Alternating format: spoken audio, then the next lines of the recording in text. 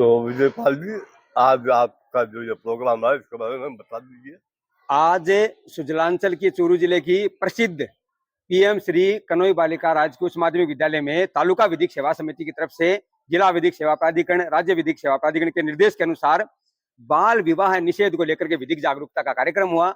यहाँ जो स्टाफ हैं, जो बच्चियां हैं, उन सबको इस बात के बारे में जानकारी दी गई कि बाल विवाह एक अपराध है। बाल विवाह में जो किसी भी रूप में शामिल होता है वो दंडनीय है उनके लिए।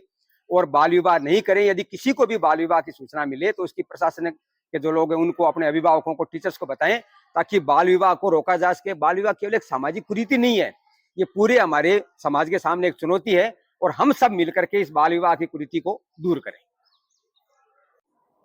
देखो भाई लोग, आज मेरे को पीएम राजकीय कन्नौज बालिका उच्च माध्यमिक विद्यालय आने का मौका मिला है और सुना जा रहा है इस विद्यालय का रिजल्ट बहुत ही जबरदस्त रहा है सुजानगढ़ में।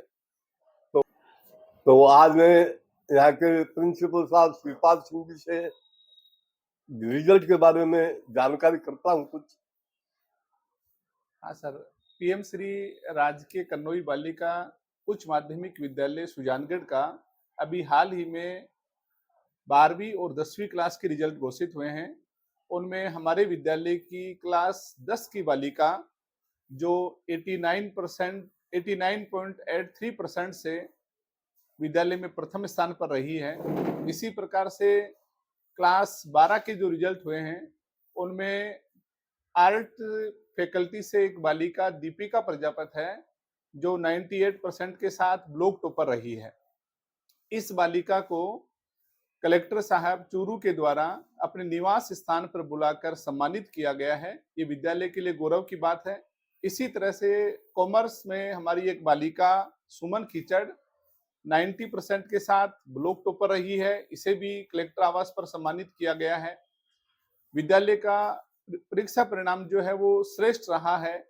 वर्तमान में 1000 के आसपास बालिकाएं यहाँ अध्ययनरत हैं और नए एडमिशन की प्रक्रिया चल रही है, जिनमें 100 बच्चों के लगभग नए प्रवेश इस विद्यालय में हो चुके हैं।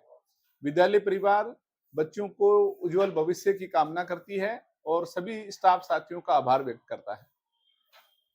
मतलब आपका स्टाफ यहाँ का बहुत शानदार काम कर रहा है।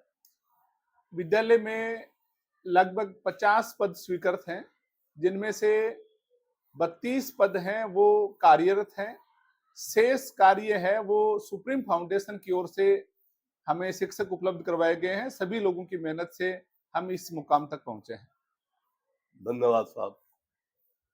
चलो, यहाँ पे उप प्रधानाचार्य अनिता जी सुरेखा साहब आप भी बैठे हैं, तो मैडम आप भी कुछ बताइए शाला के बारे में। जी सर, हमारे स्कूल में 1000 से अधिक बच्चियां पढ़ रही है।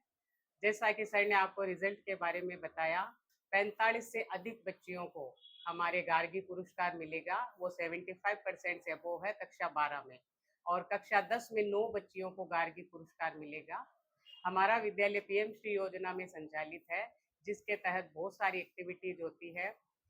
लगभग हर महीने यहाँ व्याख्यान आयोजित करवाए जाते हैं, जिसमें हम अलग अलग फैकल्टी से, टेक्निकल आदमियों से लेक्चर करवाते हैं। हमारे विद्यालय में व्यावसायिक शिक्षा संचालित है, जिसमें बच्चियां अपनी आजीविका चलाने के लिए ब्यूटी पार्लर का कोर्स सीख रही है। साथ में नर्सिंग में करियर यदि बनाना चाहे तो हेल्थ केयर ट्रेड भी संचालित है।